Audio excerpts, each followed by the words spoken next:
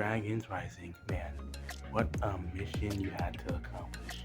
You had to be good enough to bring in new fans because, well, I mean, it's, it's a new show, and you had to be good enough to hook in the old fans because, well, quite a few of them left after, um, well, And I've got to say, in all honesty, It's okay. it's the She's biggest with piece of dog us. shit. well, I mean, excluding me, I didn't abandon ship because I didn't make crystallize as much as everybody else. That's not me saying, well, this It's okay. She's with us. is good. It's just me saying that I probably should not have mentioned crystal. Um. Anyway, let's get back to the universally liked one. So yeah, Ninjago United. It had to be good enough for the old, and it had to be good enough for the new. Did it succeed? Absolutely. And I guess I'll explain to you why, in my opinion, it absolutely succeeded at being a great introduction and a great follow-up. Great. I'm tired. I guess I can start by pointing out one of the coolest things. The animation is, well, how do I put it? Peak, fantastic, cinema. Like, I think this is probably the best the show has ever looked. And yes, the Omen trilogy also looked peak, but for me, it's ultimately down to personal preferences. The Omen trilogy was going for more so a realistic and grounded look, while Dragon's Rising is, I don't know what it is exactly, but it kind of reminds me of paint-esque vibe.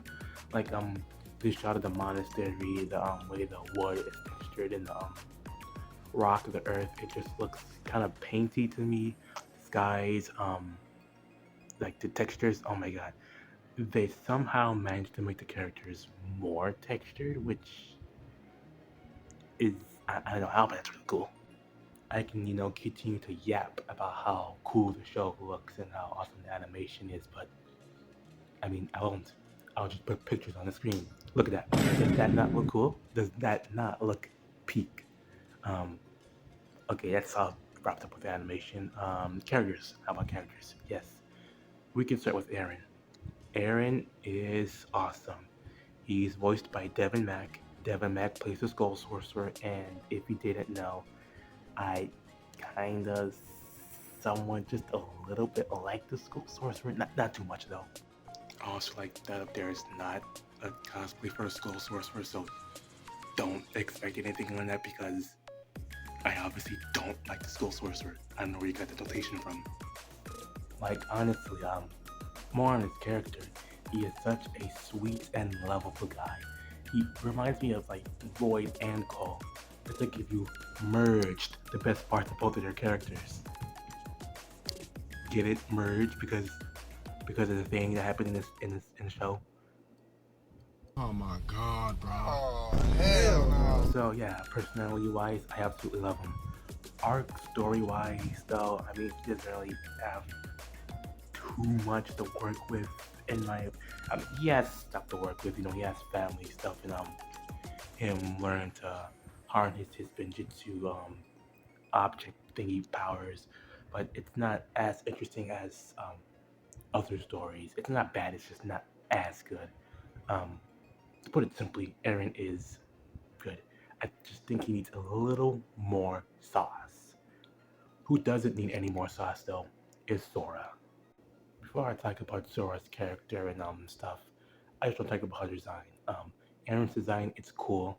It's cool. But Sora's, look at that. The cat ears, the pink hair, the little lines on her face. It's like they were cooking with this design. They cooked. Sora's story of trying to harness her powers and trying to come to terms with who she is and her whole thing with her parents and her backstory. It's all just so good. And I mean, I am going to get more into it when I go review the episodes individually later on. But just know that she is the second. Well, let me think about it. Yeah, she's my second favorite character in this season. My first favorite character is the GOAT, the myth, the legend. I am danger! I'm not even going to get into why she's amazing here because I already have an idea for a video planned for her. An entire video as to why she's the MVP of the season. So I'm gonna just leave it here by saying she is the MVP of the season. Um, I guess we can talk about the OG Ninja and how they are here. Lloyd is good again. He is not a loser. They're finally picking up on that Master Lloyd stuff that they dropped off since 15, 14, 13, 12, Season 7. They're finally picking up on it again, and it's handled expertly. Lloyd's character and the struggles he faces here are great. Like in episode, I'm trying to think, what was it? 9. Episode 9, where he has to learn to find the calm within himself when he's in a very stressful environment. And in episode 11, though, I don't really like it. I like his whole little accepting help lesson he learns there.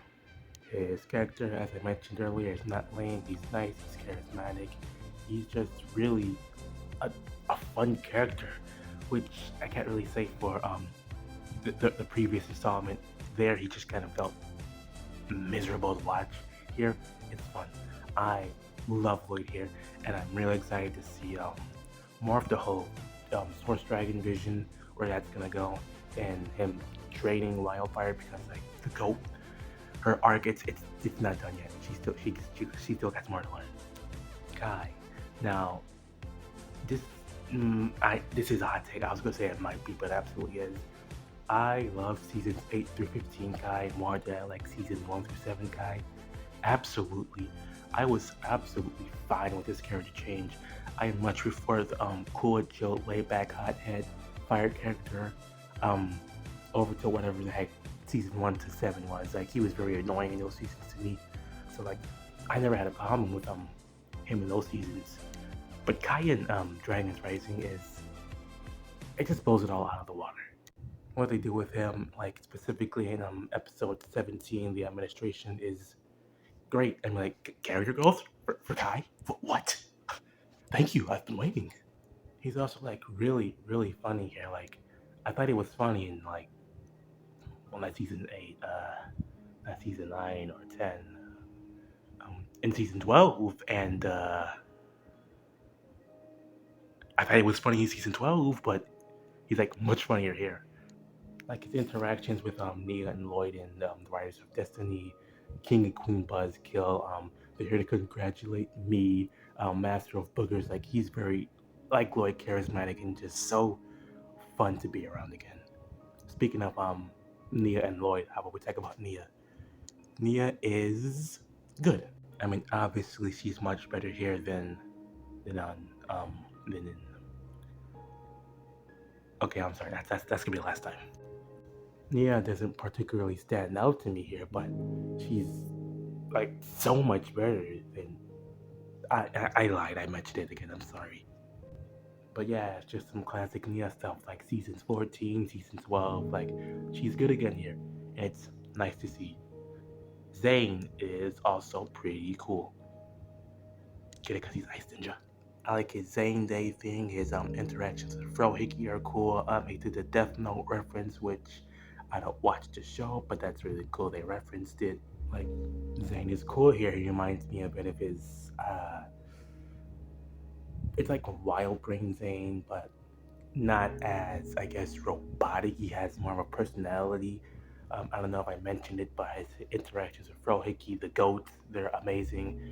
His little thing in the last gen where he teaches Frohickey that you have to calm down, get used to your environment, don't put too much stress on yourself. He's really cool here. I said it again. Oh my god, that was unintentional. But yeah, now Cole, him, and Geode. That's it. Power me up! Yeah! How about that? Come on! We don't have all day! And wrapping up the OG Ninja, we have Jay. He's in one scene, it's a joke scene, and that is more than enough, in my opinion. Keep taking L's, Jay. Keep taking L's. love to see it. And before we go to the bad guy characters, I just want to mention Ryu, who is adorable. His animation is consistently like it's so fluid and clean and bouncy. Like in these specific scenes I'm going to show, it's like so good. And he's just so adorable. Like look at his angry face. How can you be mad at him? How can you hate him? He's Ryu. I love him. He's great. All right, now on to the villains. Dorama is great. I love every single one of his theater kid jokes. The second act twisting. I still think about it in my sleep. I love that line so much. Also, like Sora, his design is peak. I love all the sparkles and speckles on him. He looks great in the show. Raptonin time. Hold on, I'll be right back. Raptonin time, the man, the myth, the legend himself, right here. Um, yeah, he's cool. He's voiced by Giles Panson, who voices Kalmar, which is awesome. Like Giles and Devin, they're my favorite, and Sam and um, McClip, she voices her roommate. Like, he's so cool. Like he's goofy, he's cool. I love his voice, and I especially love his little turn at the end against the Empress. It's not like he's a full 180. He's a good character now, like on the spot. Like I don't know, like the Empress mentioned that she rose the giant mech to destroy his parents, and he flipped on a dime. Darn it, slipped again. But yeah, he turns out because he's a good guy. He turns because he doesn't want to die. You know, he's not an idiot. So I really appreciate that. Anyways, we could go now. Reptile in time. Speaking of the Empress, also might be a hot take, but I like her. I just kind of love how insane she is, especially in like the last couple of episodes. Like she's off the walls, bonkers, and it's very entertaining. The voice actress, I don't know her name, but she was doing great. She was just insane, and her interaction with Roz in the absolute peak was it's so awesome. It's like two egomaniacs arguing with each other. Two powerful egomaniacs arguing. They're going back and forth saying, I made you, you're nothing without me, you be no. It's just I love her interactions with Roz and how crazy she is. I will admit that she's kind of boring up until the last couple of episodes, but once we get there, I think she's awesome. And Melvin, he's Melvin. Oh, that battle looks pretty intense. Oh, they might need my help, but those dragon claws are sharp. Oh, what if I get really scratched up? Bring Kai and Mia in here because why not? They're cool. Yeah. Now we can talk about the episodes. And instead of talking about them in order of release, 1 to 20, I'm gonna talk about them from my least favorite to my favorite. Yes, ranking time, baby. I made a tier list. And I've got to say, in all honesty, it's the biggest piece of dog. Temple of the Dragon Energy Boars.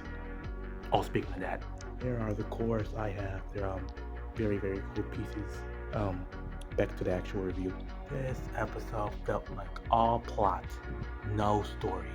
And yes, there's a difference to me. It just felt like they had to get the dragon stuff going, so they just got it going all in one episode. The pacing of this episode, it kind of sucks. Like in most episodes, it's ninja start in a monastery and then they go to a place like Beyond Madness, Monastery, Realm of Madness, Riders of Destiny, the Sky, the Cloud Kingdom. The last 3 episodes of Part 1 is just them in Imperium. This episode, it's the Monastery, Imperium, the city, the temple area. It's like it just keeps bouncing back. I don't like the pacing.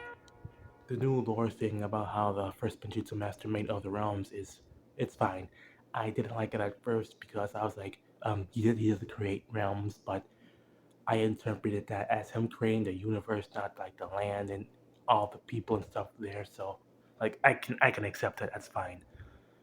The build up to said scene sucked out. I don't like the little fight they have in the temple. And this is another thing. You're really telling me Zane couldn't calculate that he needed to pull all 3 lovers down at the same time. He didn't see that coming. He didn't cut. No, I don't believe it. Best thing this episode has going for it is that it introduces Rohiki into the main team, which is cool. Unfortunately, his focus episode, well, kind of half focus episode, is the second worst. Wildly inappropriate is 19th in my opinion. Um, Everything at the Lava Tide place besides Wildfire is boring. I don't like the Lava Tides. They're not funny. I can't think of a single second of interesting action here. I kind of like Kai's little message towards Wildfire about, bullying and pranking, joking, they're not the same thing. But, Zane Day, that's kind of cool. Really, I got nothing to say about this episode. It's just an episode of Dragons Rising. Of the Midwest, because every single thing in it is mid. I'll do. Best thing about this episode is more Arrow Core scenes and that Kai and Wildfire and Heatblade finally leave the I forgot what this place was called. But yeah, just like wildly inappropriate. It's just kinda smoother. Lloyd, Aaron, and Napton in time in the Mother Garden. I don't know if this is a reused soundtrack or a new one, but I absolutely love this soundtrack right here in this scene.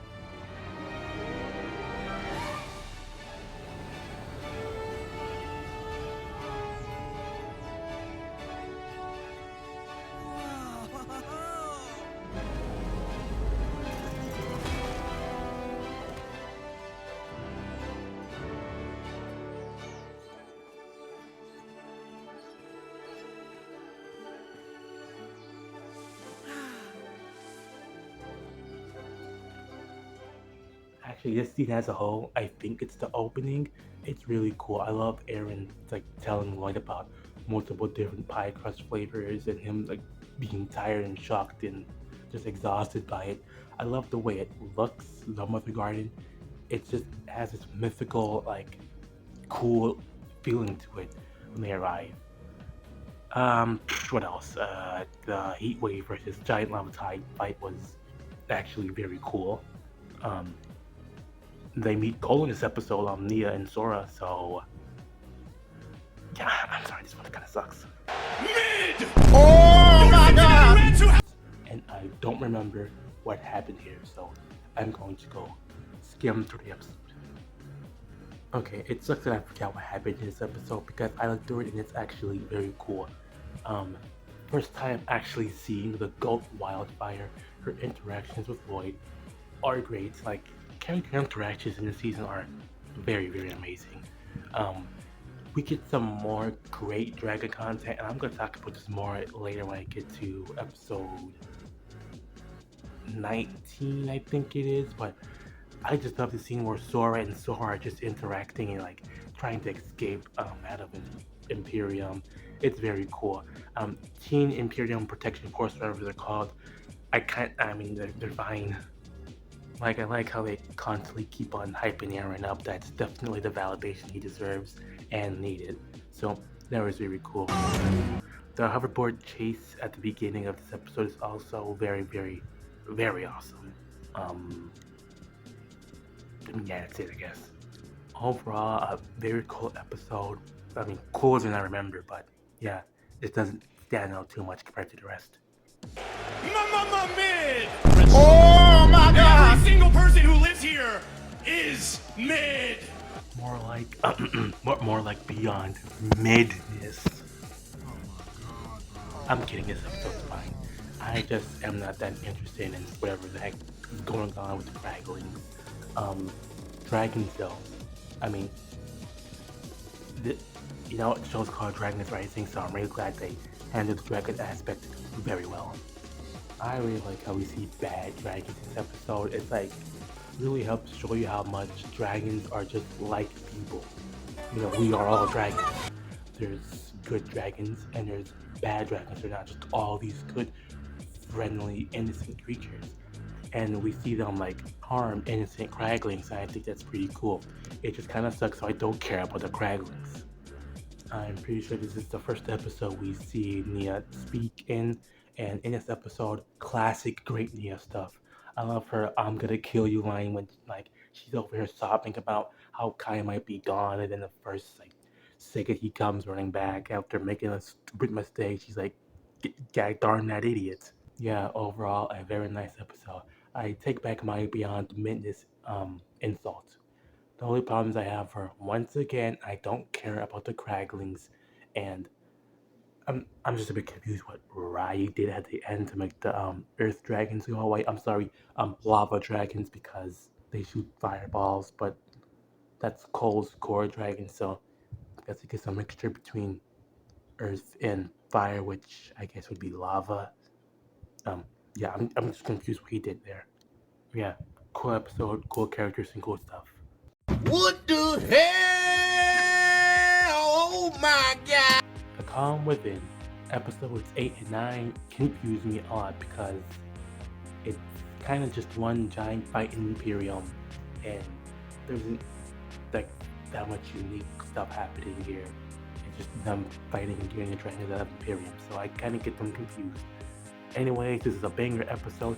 I love Lloyd's little arc message thing in here. I like him fighting the calm within when there's no calm outside. Like it's so good.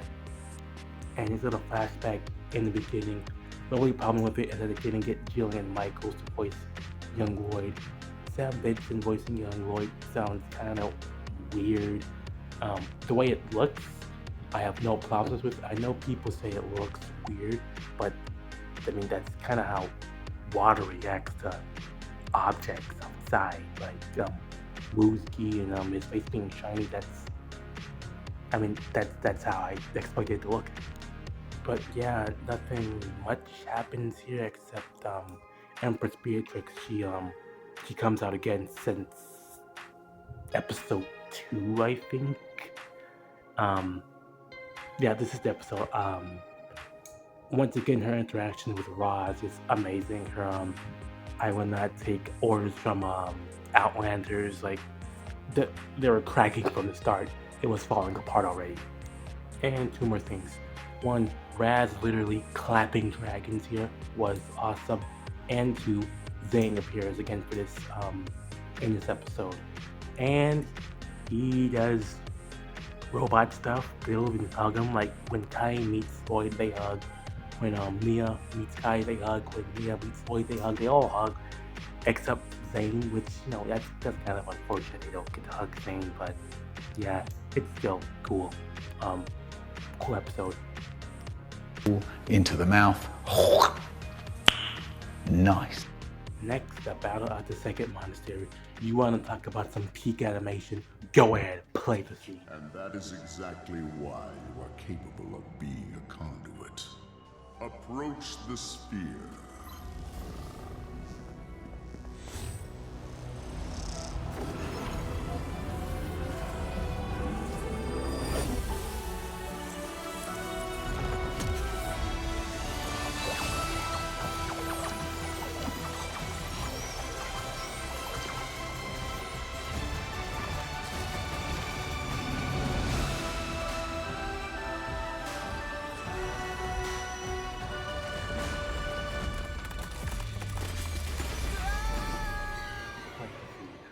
But yeah, anyways, it's just kind of fighting for the most part up until that vision scene. I will have to admit the fights are kind of stinky. Like the fight between the ninja and the Photax, they just go one at a time. It's kind of boring. And Aaron and Sora versus Raz is also not the coolest in my opinion. I probably should have put this lower, honestly. Actually, nah, the last couple of minutes kind of make up for it. As I mentioned, the Hollow Vision scene, peak music, peak animation. Lloyd actually wanting to sacrifice himself for the greater good. I'm just gonna stop like right there. And Empress Beatrix imprisoning Raz for, just infuriating her because, like, egomaniacs fighting, typical stuff here. Yeah, I think that's all I gotta say for this episode. It's good, it's cool. I know this is going to be an absolute hot, spicy take putting this episode this low, but I'm sorry. They're just better in my opinion. Next, we have... It's impossible. Tony Stark was able to build this in a cave! With a box of scraps! Yeah. Look, the opening is cool. The action here is okay. Sora's backstory. It's the second... Hold on, let me think about it. Yeah, it's the second best backstory here. I mean, all the backstories on Raz's, Aaron's, they're all good. This right here is the second best. It's just so sad to see something so realistic and tragic happen to her here. Like, I can absolutely see something like this happening in real life. The way they characterize their parents and Sora, and the parents' view of the Empress. Like, I can absolutely see some IRL parents treating their child like that due to having different views on a politician or something like that. It's very realistic and grounded, which I appreciate. Specifically the scene where they take away her tool bench and say, listen buddy, you're gonna have to get different hobbies if your views don't align with us. Like, that right there, I'm sure that has happened to millions of children. Like, their parents taking away their stuff and their hobbies, telling them no, absolutely not, listen to us, agree with us. Like, it's cool. It's good stuff here. It's really mature, and I don't know what to say. It's cool. It's cool. Not the situation, but the fact that we're getting it here. I mean, a Lego show about red ninja and blue ninja and green ninja fighting. Where is he? Tech, old guy. It's cool that we're getting here. But that's really only half of the episode. The other half is current day stuff, which isn't as cool, but it's still cool. Like Doyle Darmagar. That's some peak. Dr. Lampshade floor tile, amazing. Shoulder pads on a weekend. I love that stuff. Like, we're in the A tier. It's not a bad episode. I just think there are others better. This is still, at the end of the day, a great episode with great writing, great moments, great humor. It's awesome. But as I mentioned, I said Sora has the second best backstory here. Who has the first best? I mean, I think you should have seen it coming. Woo! Yeah, baby! That's what I've been waiting for. That's what it's all about. Woo! We start off with Wildfire's backstory, which called me crazy, but this might be one of my favorite backstories in the entire show. No, hear me out. As I mentioned earlier, I think I love the way this show handles dragons, and how they do it here. They prove that they still got some fresh, juicy ideas. A dragon raising a child from another, I want to say, realm, maybe, because he's not from the wildness, maybe, because he had a rocket crash to Heatwave. I don't know. I'm just not gonna get to it here. But yeah, a dragon raising a human child in a barren wasteland. That is unique. It's awesomely executed, and it's amazing. I love it so freaking much. This whole episode is just all about my favorite character of the season. So I mean, I'm just gonna really have a fun time here. And there's a fight in exchange towards the end of the episode where I feel away, and then here it is. Raptonentine goes, I don't think you understand the words completely indestructible. And Wildfire goes, I don't think you understand the words shut up. And then there's a fight between Heatwave and Photak, and it's so cool. Wildfire has the best alliance of the season. I think I already did this. I started this episode. I think it was episode 13, where she goes, you need to ninja splain to me. And in episode 11, she goes, behind me is the perfect place for the afternoon nap someone your age needs. They gave her the coolest lines, and she's so cool here, and yeah, that's really all I gotta say. Like an episode all about the coolest character, sign me up. Give me more of that. Give me red, give me blue. I think it was give me pink, give me blue or something. I know it's from Breaking Bad, but I don't watch it. I just saw Duck Breaks my dad joke in his in one of his videos. Anyways.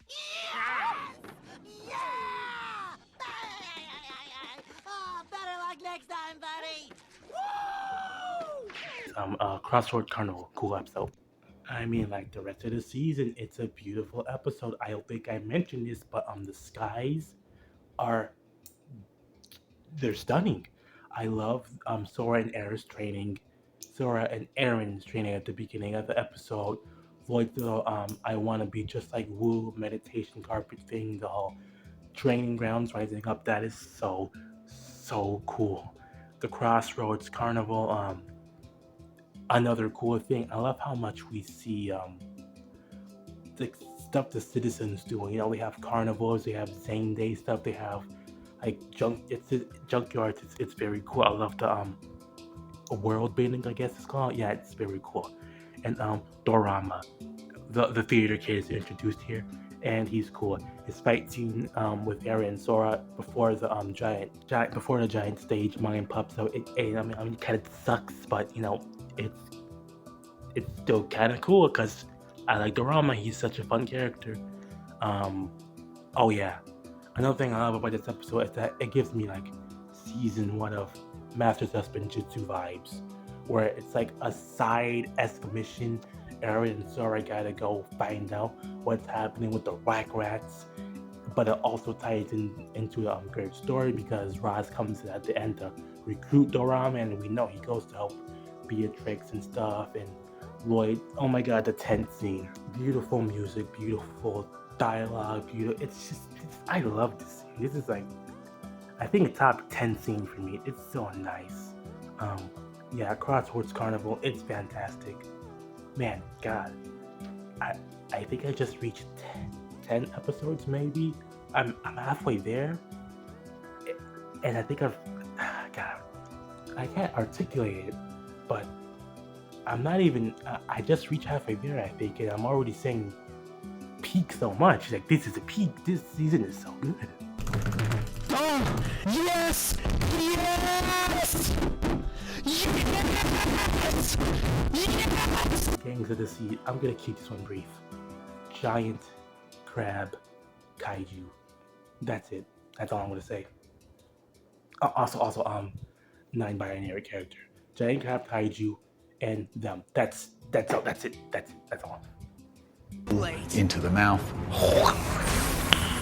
Nice. So he yearns to be special, yes? Be careful what you wish for. The Last Jin. What a banger. Aerocore, personality-wise, is amazing. I don't remember the joke exactly. I'm not gonna go like read the wiki transcript, but there's something about I would have cleaned up if I knew I was gonna have visitors. I'd have cleaned up if I knew I was gonna have company, but nah, I wouldn't have cleaned anything actually. I love that. I love his personality. I love his design. I like how he reflects Sora's downer mood this episode and how she's like, wait, do I sound like that? That was such a cool moment. Yeah, also the beginning with the Howlers and the Seeker Stones, that's all very cool. As I mentioned, I think earlier, Sora's arc and her character is great, especially in this episode. I really like it. Nia's also great too. I love her. Just the line when Sora's like, is that a Master Wu saying? And Nia's like, no, it's a Nia saying. That is so sweet. I really like that. Also, Zane and Frohiki, the goats are here too. Absolutely love Zane and Frohiki's little story. How Zane tells Frohiki, you know, you're not gonna instantly get used to a like new area, new position. You have to take time to decompress, get used to it, de-stress yourself. That's another very awesome message and lesson. This season is full of great messages and lessons. I really like that. I really like this episode. It's so cool. Beep boo boo bop boo boo beep. No, man, you're thinking of beep boo boo bop boo boo bop.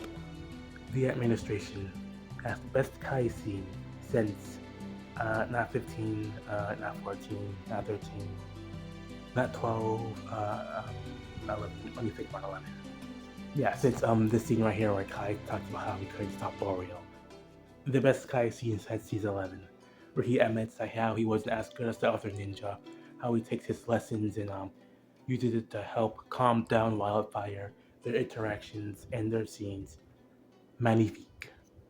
And the administration itself, very cool, very fun, very wacky. I loved their constant running gag of having to file out paperwork. It's a Death Note Zane reference episode. That's another cool thing.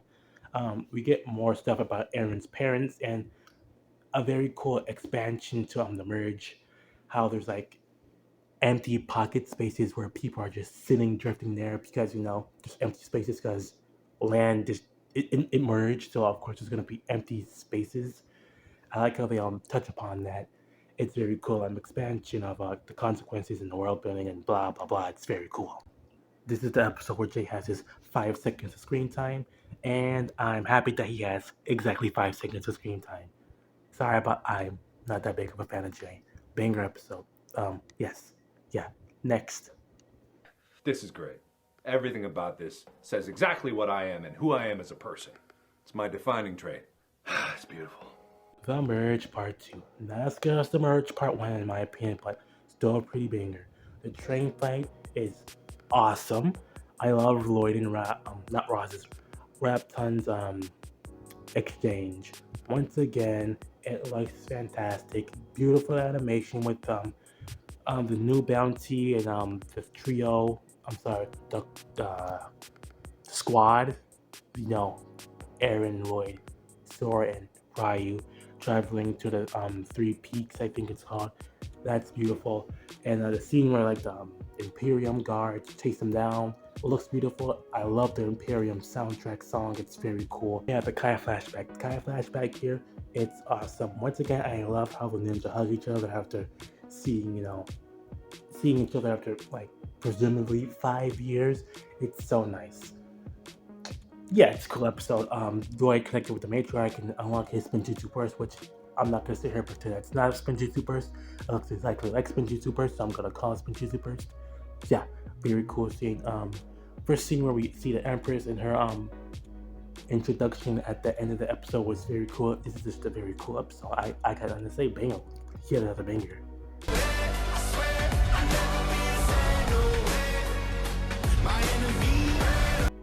And wrapping up A tier, I already know it's another hot take, but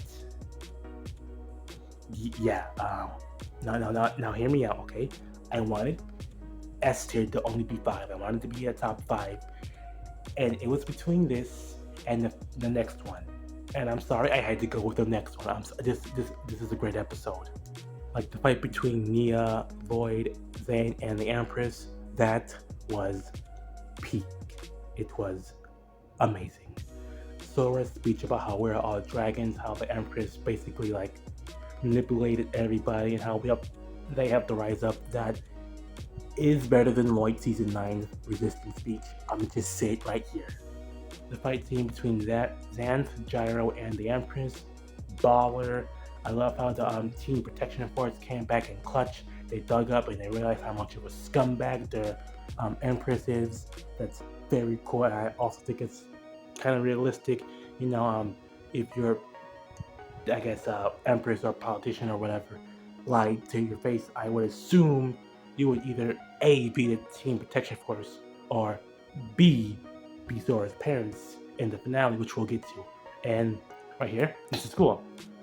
And finally, because I gotta try to wrap this up because this is already very long, I love how we see just scenes where it's just dragons interacting, not person interacting with dragon and dragon conversation. No narrations over them like, yeah, the dragon is saying this, or you said that. No, it's just the dragons interacting with each other, and that is so awesome. Really putting the Dragons Rising in Dragons Rising. Like, this show is doing such cool stuff with dragons. Like, I'm gonna complain for a bit here. I hate elemental dragons so much because it's just a thing that Ninja can just create out of thin air characterless vehicles. It's just a vehicle, that's what it is. And this show, like, it's like the complete opposite of what they did with elemental dragons in seasons, what was it, 4 to 7. Yeah, I just love dragons so much here. They're awesome. Yeah, now we get the ST. Oh, look at all those pathetic Unuses down there. Oh, that's so sad. I'm up here, my ivory tower, my bastion of strength. And all of you pathetic people down there. It's sad, really. I would feel bad for you if I didn't feel so good being me.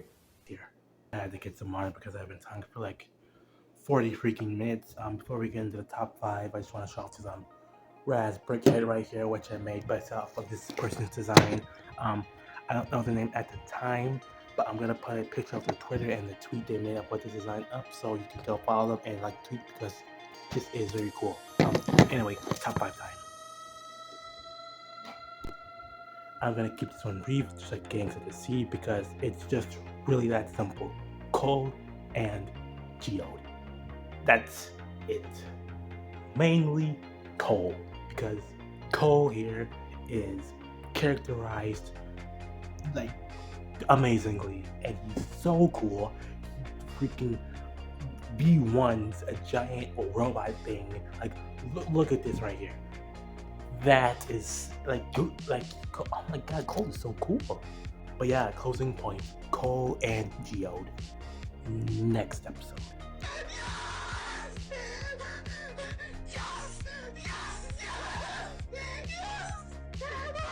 Yeah. Now, I mentioned earlier how you can either be a Teen Protection Force kid or Sora parents. Well, this is what I was talking about. Sora parents, these are real people right here. The Empress, that video was fake. She's doing all this for a good reason. That had to be inspired by a real person. That is the most realist thing I think I've heard from this entire franchise. Like, I am 1,000,000% sure that there's a politician IRL that's done bad stuff, and then their fan was like, no, fake, that's not real.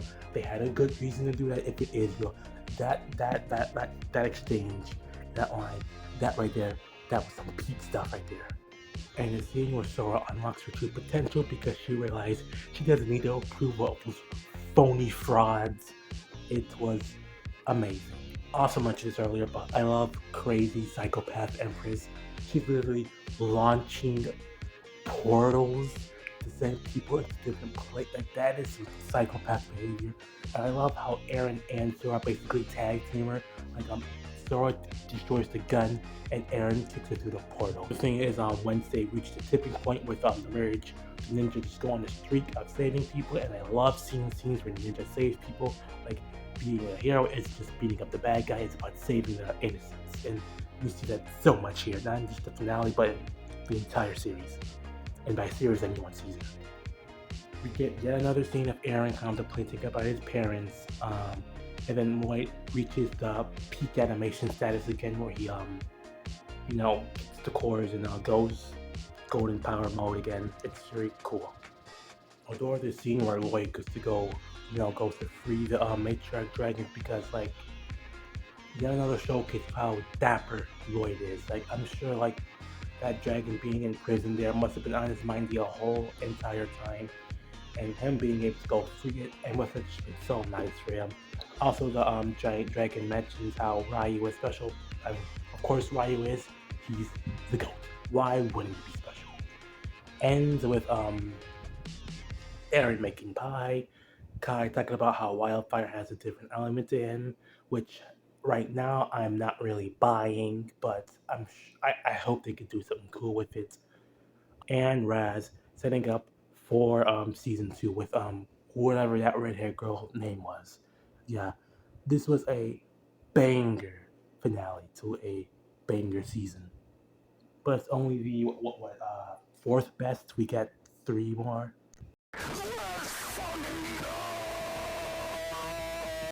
The Riders of Destiny is awesome. Like, if you somehow made it this far into the video, I made another video building this place in Minecraft, which you should go check out, I think. But yeah, previous to this episode, I hated the content, and I absolutely hated how there were just people in another realm who just write something and bam, it happens. I thought that was lame. Free will, what's that? But here, it just shows that it's just people making some pretty accurate guesses, and I like that change or retcon, as you might say. Um, like I've mentioned a bunch of times before, beautiful looking episode. This is, I think, the best looking episode this season. I'm gonna have to like look at the episodes once again. I'll be right back. Yeah, this or either Gangs of the best looking episode of the season. Euphrasia was cool. I really like her conflict of having powers, but like not wanting to use them because she was afraid of what would happen. Like she might have lost her home, her way of life. Like that was very cool and interesting conflict. And you get the bookworms, the master of boogers joke. I didn't find it funny at first, but now I've grown on it. And the fight with the squids in the end has my favorite soundtrack from the season. And the fight itself was more hype than the four-headed golden dragon facing the embodiment of evil from the previous installments. I'm so sorry. I mentioned Crystallized again. God dang it. But yeah, that fight right there might not have been as cool choreography-wise as Leutnia and Zane versus the Empress, or the fight in what's called Absolute Power, but it was hype. The visuals, the music, that right there was amazing. I love this episode so much. It's beautiful. I love the writing, I love the characters. Kai is really funny here. He's so cool when he's not like crying about being powerless. Like he's very cool. But yeah, overall, love this episode. Now we get to number 2, which I technically already reviewed timeline wise. I'm going to explain it a little bit. So yeah. Today we will receive 2 new students from the royal family of Mixalot. The Merge Part 1. Oh my god, what a freaking premiere. The opening scene is the ninja failing to stop a literal collision of multiple worlds. I don't think there has been a cooler opening to any other season or installment of this franchise. That right there was hype. It was amazing. It was so cool. And as I've mentioned a million times again, the animation of it was great. I love Aaron's narration and how we see the whole thing through like the eyes of an average Joe. Like I feel like seeing it through the eyes of a regular civilian really made the whole like scale of it so much better. Next up, Aaron and Sora. I love them. I know people have a problem with the "You're My Fam" line, but I think it's fine. I think it's fine. A line I think is fantastic though is when they're talking about what they want to do with their lives and their motivations. If we win, When we win? right, when we win, we could find ourselves a real place to live. I could build my own monastery and invite everyone else who lost their parents to live with us, to carry on the tradition of the ninja. And I could design a real garage and lab. And we wouldn't have to pay for parts with your pies anymore.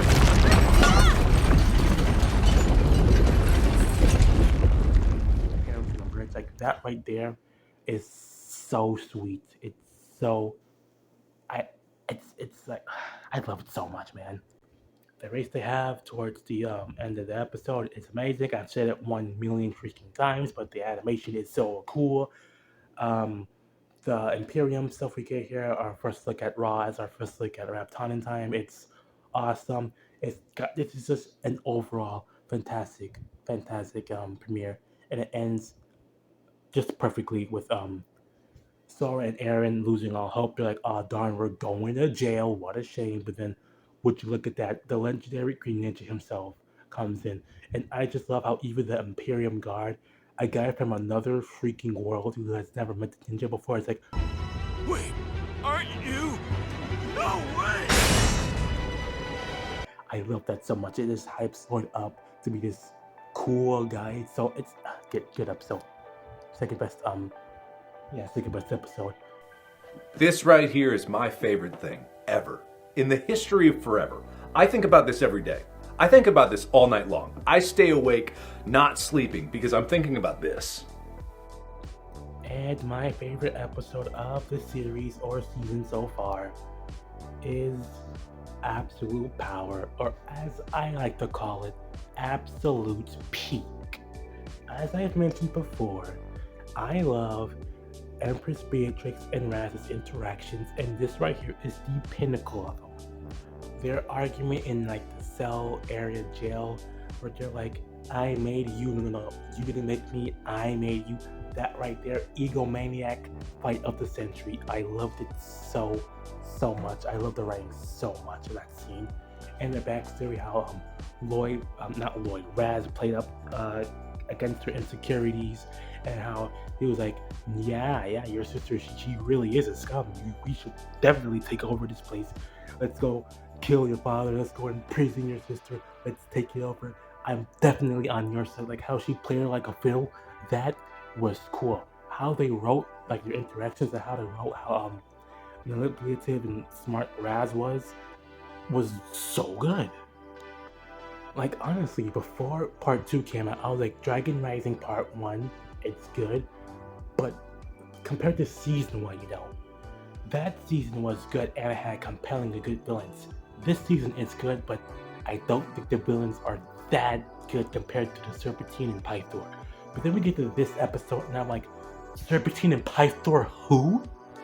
Like honestly, I will admit, I'm having this episode in the top of S tier as number 1 solely for Lord Raz and Empress Beatrix. I don't remember much of what the ninja did other than their peak one-shot fight scene right here. So yeah, that's really about it. That's all I gotta say. I love this episode. I love this whole backstory, especially the sequence where Raz and Beatrix just come to power. That was so good. I'm also pretty sure this is the episode, no, that was last episode, I'm pretty sure, where the explosion went off. Yeah, but still, this is such an amazing episode in my opinion, and my favorite of the season. So, closing thoughts, since I yapped for about 40 minutes. This is my 5th favorite installment. It's season 13, season 8, season 14, season 9, Dragon's Rising. This show is off to an absolutely spectacular start in my opinion, and I am so eager to see what comes up next. Anyways, I've been yapping for 40 minutes. It's 12 o'clock at night. Well, I guess 12 o'clock in the morning. So, I'm gonna just end it here. Edit it sometime later. And yeah, that's all I gotta say. I hope you enjoyed if you made it this far, which I don't know how many people will, but yeah, if you made it this far, thank you. And the Ryu's the goats. Wildfire's the goat. Frohiki's the goat. Rapton's the goat. Kai's the goat. Lloyd's the goat. Geo's the goat. The show is goated. That's it.